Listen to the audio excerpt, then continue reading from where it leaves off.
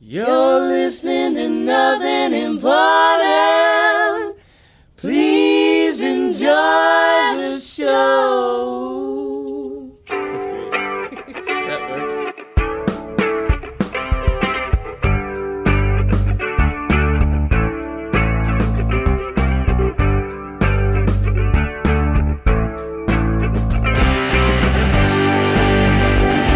You're listening to Brian and Dave on the Nothing Important broadcast. All right, good morning, Braden, Tampa Bay. This is Brian from Chicago with my friend Dave, and this is the Nothing Important broadcast.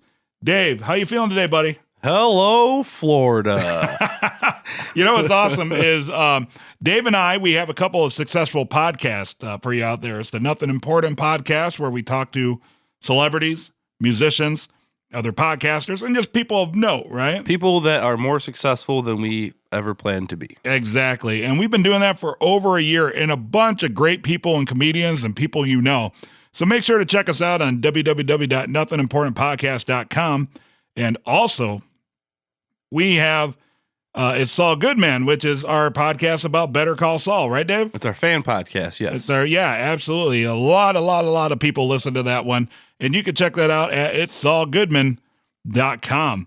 But this is our first episode. It's February 2nd. You've either just gotten into work and turned on your radio, or you are still driving to work and turn on your radio. And this is my favorite thing about this, Dave. We are on 1490 in Tampa Bay, and the show that leads into us is a gospel show. Yeah. I forgot. I'm thinking FCC rules. Right. Absolutely. So it's going to be a little bit different for Dave and I. You know, we got to keep to the FCC rules. We got to keep it a little bit cleaner than we normally do. Mm-hmm. But that shouldn't hamper us from having some fun, right? You folks that just listened to the gospel show before us, that's awesome. I hope that you stick around, hang out with us, and enjoy the conversation, right? Yeah, sure. Yeah, right. hang out with us. And then, of course, if you subscribe to our podcast, the Nothing Important podcast, we'll also throw up the episodes of the Nothing Important broadcast as well. So it's going to be a good time. I'm glad to be here. I'm glad to be on the air. It's kind of fun for us to be on radio, something completely different than we've done. So we just want to introduce ourselves to you on this first episode. But first, I want to talk to you about the West Coast Project. The West Coast Project is a sponsor of this very radio show, which is absolutely amazing. It's ran by a gentleman named Mike, very pop culture orientated. Make sure to check out West Coast Project. Excellent dude. He watches so many shows and talks about them. The Walking Dead, Better Call Saul, just a litany of shows. Myriad. If you will. So make sure to check out our sponsor, West Coast Project, at westcoastproject.com or on Twitter at scathingtweets.com, which I've always loved. That's awesome. So Dave and I are actually recording from Chicago, and you may be thinking, why are these two dudes from Chicago talking to us on an AM radio station in Tampa Bay, Florida? Because I want to share my heartbreak with Tampa Bay Buccaneers fans about the loss of Lovie Smith. Oh, that's called pandering. That's called pandering, but let's talk about that, Dave. Dave, you are the resident football guy. Lovie Smith, he was the head coach of the Chicago Bears, right? Yes, he was the head coach of the Chicago Bears. He was a winning coach, and I thought he did good things. Yeah. Can't run an offense, but the defense is always pretty solid. Right, defense wins games, though. And, yeah. That's the adage, right? Defense wins championships. Oh, defense wins championships. Which Lovie never did with the Bears. But they made it to the Super Bowl. They didn't make it to the Super Bowl. That was a big deal around They did get beat by one of the best quarterbacks of all time in the Super Bowl. Well, yeah, I mean, you win some, you lose some, in right? Miami. Well, I mean, if you're going to lose, though, you might as well lose to the best person. Right. Right? Right. And, I thought honestly felt he kind of got a bad rap in Tampa, and I thought he was going to do good things for that area. Yep. And I myself, I actually lived in Florida for a time. Yes, you did. And it's kind of fun for me to kind of come home a little bit, even though it's by radio. It's kind of fun to come home. I absolutely loved Florida. I loved visiting you in Florida. Yeah, it was good times, right? Yeah. I don't know if you folks know right now, but it is the middle of our winter. And it's a lot different than you folks down in Tampa. You folks down there. It's the middle of our winter. Like, you're saying, like, Florida's halfway across the world. Like, they're in summer now? Or like they're in Australia? Well, they basically are. For this those is of us, our winter, but Florida's not Also- so hot summer. Also winter. Right. Well, the thing is the funny thing, if you folks have never visited Chicago or been to Chicago, during this time of year, it snows incessant amounts of snow to the point to where people shovel out their parking spots and put like a chair or a piece of furniture Or a person. or a person just to call dibs is what they call it, to get your parking spot. Because if you shoveled it, that's your parking spot. Right. Florida doesn't have to worry about that. No, they don't. They have to worry about people that can't drive through a green light. Right. So it's like, yeah, so it's our winter. It's winter here, but I lived in Florida for like 5-6 years. It's not winter there. They don't have winter. No. Winter, what? Winter is you wear a sweatshirt and a pair of shoes.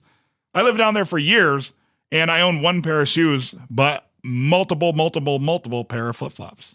So, Dave and I want to talk to you. Feel free to participate. You can contact Dave and I through Twitter, Facebook. All that information is at Nothing Important Podcast. Right. This isn't live. This is live on tape. This is live on tape. It's not even live on tape. It's edited. It's just on tape. Right. Let me say that again. This isn't live. It's totally on tape. Mm-hmm. So, But it's not really even on tape. right. We're recording digitally. Something like that. Absolutely. But we're yours every Tuesday all through February. We're going to share news stories, maybe some anecdotes, and just overall have a good time. I hope you enjoy the show. Hope you check out the podcast. And thank you for joining us in our little experiment. We may be trying to make each other laugh, but we really hope you laugh along with us. Absolutely. So good morning, Tampa. And now a word from our sponsors. Like your food with a little extra kick? Try Cuban Sriracha hot sauce by the Pepper Jelly Company out of Miami, Florida. Cuban Sriracha is an artisan sriracha with a Cuban flair will spice up any dish. A family recipe passed down from the Diaz family right to yours.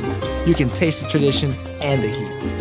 Pick up your bottle of Pepper Jelly Company's Cuban Sriracha at www.pepperjellycompany.com.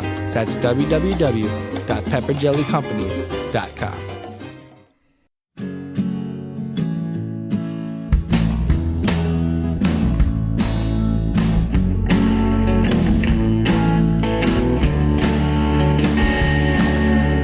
This is how the deal goes down.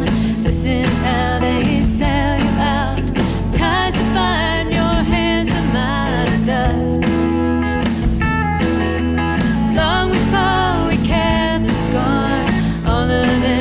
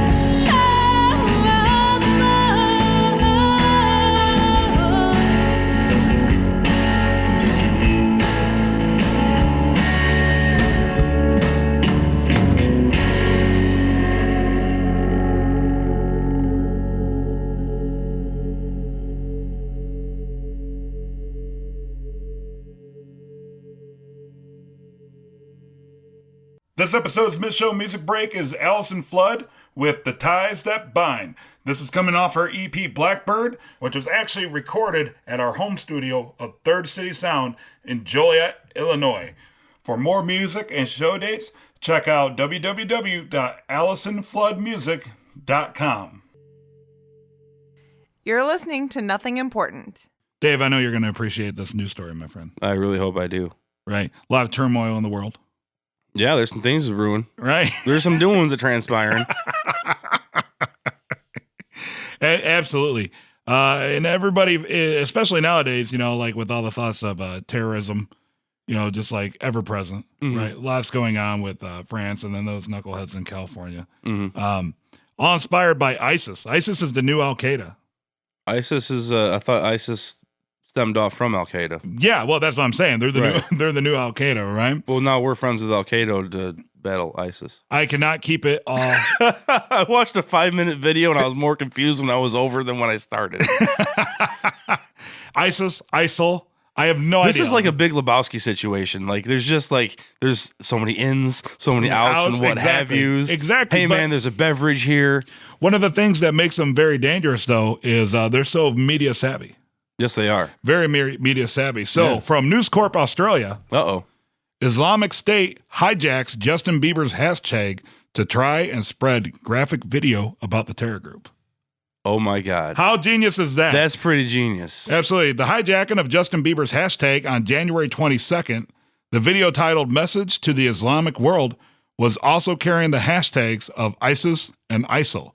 And that is... So if you hijack a hashtag, is that called jack tagging? Jack tagging? Hashjacking? Hashjacking. That's what I was trying to think of. So the Biebs got hashjacked. The Biebs got hashjacked. Justin Bieber has almost 74 million Twitter followers. That's a lot of freaking people. Dude, that is such a genius idea. Like, I'd hate to give them any credit for anything, right? Right. They're definitively bad guys. There's not a lot of gray area. Right. Right. Like, you can argue politics and motivations and all that all you want, and that's not really what Dave and I are here to do. Right, that's not our thing. That's not what we've always done. Unless you're part of ISIS, I think we could all probably universally agree that ISIS are not good dudes. No, yeah. But, man, that's pretty ingenious to try to spread your message is pick one of the most popular hashtags out there and put your name on it. So that means, I don't know if you ever look at Twitter, like when you go to the homepage, it says trending now. Right. Justin Bieber is almost always trending now. Always, always trending now. So you click Justin Bieber and bam, Islamic State comes up. How hilarious. Hilarious in a really sad way. Like, you got, like, that is some supervillain stuff right there. Right, yeah. Like, that is a modern day supervillain. Like, the days of living in a lair on a volcano, like, overlooking, like, an archipelago are over, right? It's over. That is such, and I'd like to know how Justin Bieber feels about that. Used. The way America feels about Justin Bieber. Right. Yeah, maybe he's like a criminal man. I'm not saying Justin Bieber is part of ISIS. I'm just saying Justin Bieber is a part of ISIS. Right, yeah. He's not a terrorist, but I think the argument, can be made he's evil. Actually, you know what? I'd like to try to get Justin Bieber as a guest, in all honesty, because we joke around in this goofy Islamic State thing, but can you really hate the guy? Justin Bieber? I interned at a music studio that hosted, I think, one of his birthday parties. Okay. He's never allowed back in that studio. Really? Yeah. Well, didn't that happen in his neighborhood too? Didn't he get in trouble for his gated community driving his yeah, they're racing a sports car or something. Like down the streets where kids and everybody was playing. So, I mean, just from that, I mean, that is hearsay technically. But yeah, if I'm at a studio and the guy's never allowed back there again because he's such a jerk, then I'm going to have to just kind of assume that he's a jerk, I guess. Right. But can you blame him? I mean, no, because he started fame pretty little. If I was like if I got that famous that young and had that much money that young, I wouldn't be like that, but I would understand where he's coming from. He doesn't know any better. No, he doesn't. And it's funny because we want to refer to him as a kid because he started when he was like 14 or something, but the dude's like 20, in his late 20s now, I think. Early 20s. Early 20s, late 20s. Definitely making money. Definitely has throngs of fans out there. Well, and everybody that wants him deported, just think about how much money he pumps back into the U.S. economy. Mm-hmm. Let's think about that. Right. How much taxes he pays on the money he earns here. Right. Exactly. He has a work visa.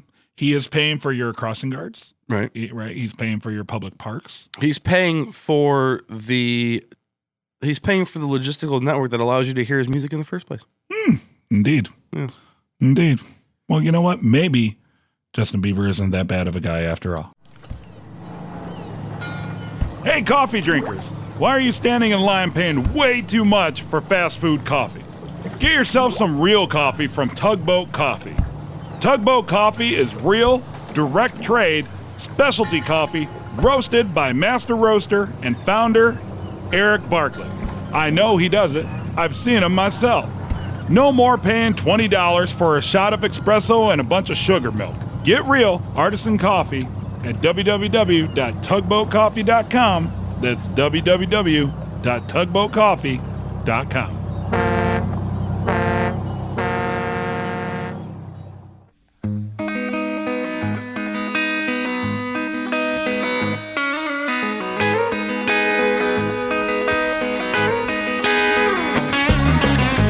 Marianne ain't coming home, she ain't coming home to wait.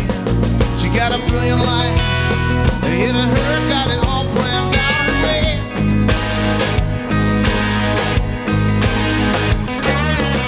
She come home once to see her friends, but after that she's gone. She's just a whistle in the dark away from what she wanted all along.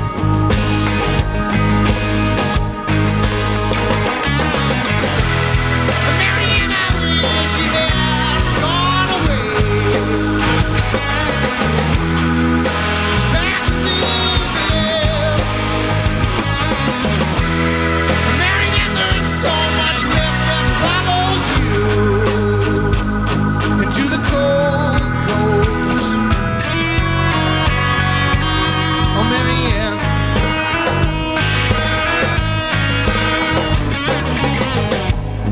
For the great northwest where the angry cold winds blow, and the rain it beats across the rocks where the ocean meets the shore.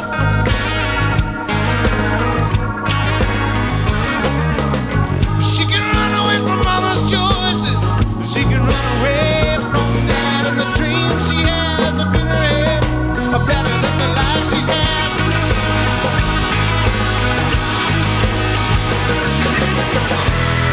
Marianne, I wish she had gone away. She's back to things to live. Marianne, there's so much left that follows you into the cold coast. Oh, Marianne.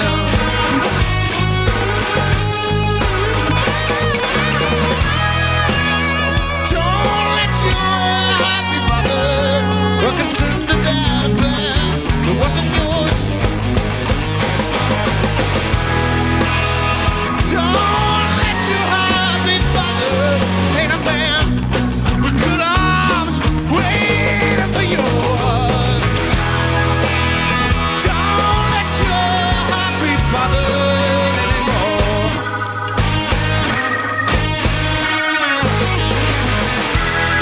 Marianne, I wish she had gone away. Back to things that live. Marianne, there's so much that follows you into the cold coast. Into the cold coast. Into the cold coast. Oh, Marianne.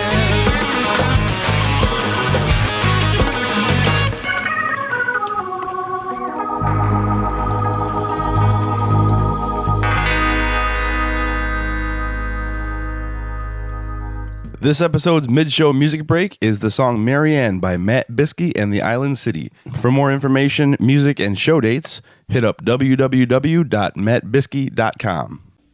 You're listening to Nothing Important. Are you ready? Yes. From The Independent, Dave. What's The Independent, Brian? The Independent is a UK newspaper. Oh, yes, it is. Such a great name for a newspaper, The Independent. Yeah, as long as you stick to your own morals and don't let other people influence you. Exactly. Well, they say it's like one of the best news sources, especially here in the U.S. because it's independent. Right, it's so independent, but like it's not American influenced, right? Not just clever. They do so much U.S. news, but it's not American. It's an influence. outsider's perspective of America's news. Right? Yeah. I like that because I consider myself an outside perspective of America's news. Indeed. Kind of like Al Jazeera. They're kind of going under. And I think in a couple weeks, they're actually having their last airing because it was so financially. Oh, really? Yeah, they went bankrupt. But Al Jazeera, even though Al Jazeera and a lot of people associate that with like Al Qaeda and ISIS and all that, because that's a huge in Al Jazeera, Middle East, whatever the region is. They would play a lot of propaganda videos and stuff like that for terrorist groups. But Al Jazeera, America, a lot of it still had the stories from that perspective, but obviously without any of the propaganda. So a lot of people actually thought that they were a good news source because it had an outsider's perspective. But then it's kind of like, well, we're here in America. It feels almost like they're like, twisting the knife a little bit because like they're so closely affiliated. But anyway, they're going out. So that's how I see news sources like The Independent is. It's and an Huffington outsider. Post and Right Wing News Monthly and all those. Yeah. exactly like that, except for not at all. Right, exactly. Exactly. Not. You can always tell a Huffington Post reader too. I'm just going to put that out there. They look like me. Yeah, no. But from the Independent, the UK Independent, 2 weed dealers got so high and paranoid they ended up calling the cops on themselves. That sounds like a bad sitcom plot. Right? That totally sounds like the next Harold and Kumar movie. Like if they want to make a comeback, Harold and Kumar that'd be like a turn good themselves in. That'd be like a good mashup between Harold and Kumar and Super Troopers. So wait, so they called the cops on themselves, not on each other. Right. The 2 men who were driving in Idaho, they had 20 pounds of marijuana accompanying them. They phoned 911 to turn themselves in and call off the police pursuit. Which was never happening in the first place. Leland Alea Delatante, who's 22, and Holland Sward, 23, pulled into a gas station to call off undercover police that they believed were tailing them. Okay, so don't get high on your own supply. Right. Like something we all learned in college, right? Like, yeah, okay. And if you're transporting said supply, handle your business. Yeah, that's like Scarface. He just got so coked up, he just started killing everybody and getting all paranoid and stuff. So, I mean, we've all had our moments, when we were younger, in we've had moments. indiscretions of stupidity. Right, like maybe the lamp's talking to me. Right, or maybe like your buddy is a narc. You think until somebody else, narcs. You think your buddy's a narc until your buddy's buddy is the narc. I actually had that happen one time. I was in a circle. And this guy he's just staring at me. He just thought I was a narc, and I'm partaking with them, and he insisted I was a narc. And I was just like, what? Skip him on the next round. What tipped him off? Was it the police badge hanging around your neck? It was a German Shepherd that I brought to the party. But I was still talking to people, and I wasn't, you know me, I'm not a big drinker, and that makes people uncomfortable sometimes. I'm the only one sober at a party, right? Yeah. So maybe you're not taking a taste, right? Right. So what's your problem? But the thing is I was taking a taste of the illegal thing and not the legal thing, right? Yeah. See, I don't partake. I don't really have any issues with it, but like I don't partake in that, and it can be kind of awkward. It's like the classic, like if you walk into a party 2 hours late. And everybody is already half in the bag by then, and you're the only sober person. That's how I feel a lot of times when I walk into, like, especially like my musician friends and people that do smoke marijuana. I walk in, everybody's high as a kite, and I'm not an easily like made to feel awkward kind of guy. Right. But it's always weird for me just seeing, everybody's doing their thing. I've never really seen like the stereotypical weed that they put on TV where like somebody smokes a joint and all of a sudden they're either incapacitated or they want to try to do backflips off the roof. Like that never happens. Really, what happens? There's a lot of snacking, some napping.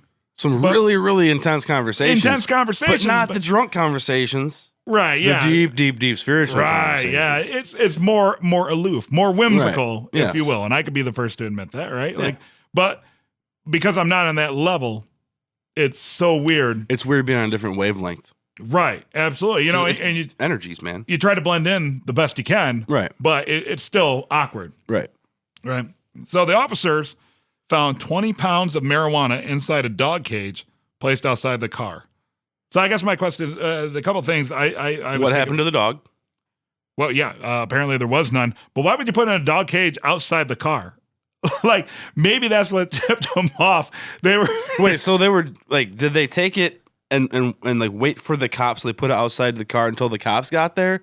Or was it outside the car the whole time? Like they have this kennel on top of their right. car That's how I with interpret 20 it, pounds like of pot kennel in it. Right. So you have With like a Johnny Chimpo sticker on it. Right. You have two younger guys with 20 pounds of marijuana transporting it across state lines, and they don't even have it inside the car. So then, of course, they decide to Hiding in plain sight, you know? Right. Well, that would have probably been awesome up until they started to partake. And, you know, I can see where they're coming from now that I think about it. Because I think we've all had that moment where we're driving home late at night, maybe a dark road, right?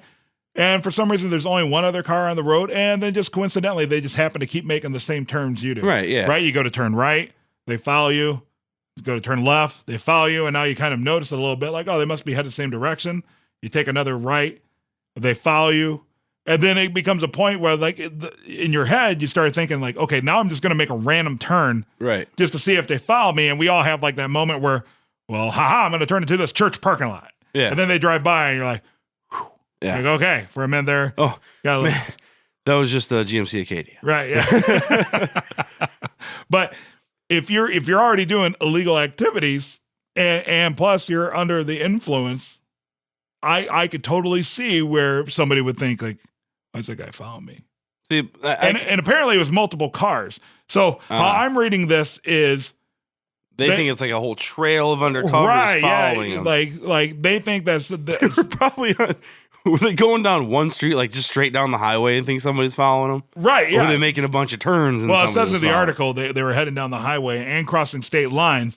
So they were So by some weird coincidence, right, there were many other cars on the road that were headed down this one highway, right, in and they this were, one direction, right, towards another state. absolutely, and they were so high that they thought it was like a posse coming after them to bust them. So they pull over, call the cops, and essentially say, "Hey, call your people off. Like, let's just get it over with, okay? Yeah, like we're not- caught." They probably thought they were going to get shot at because, you know, everybody thinks cops are going to shoot them now. Right, yeah, 'cause So they that's- wanted to that's- avoid that whole thing. Right, exactly. Yeah. And turn themselves in. Perfect example of what'd you say, Dave? Don't get high on your own supply. Don't get high in your own supply, man. Exactly. Be sure to follow Nothing Important online at nothingimportantpodcast.com. Find us on iTunes, on Twitter at NotImportantPC, and you can also find us on Facebook. Nothing Important is recorded with help from Third City Sound in Joliet, Illinois. Thanks for being awesome.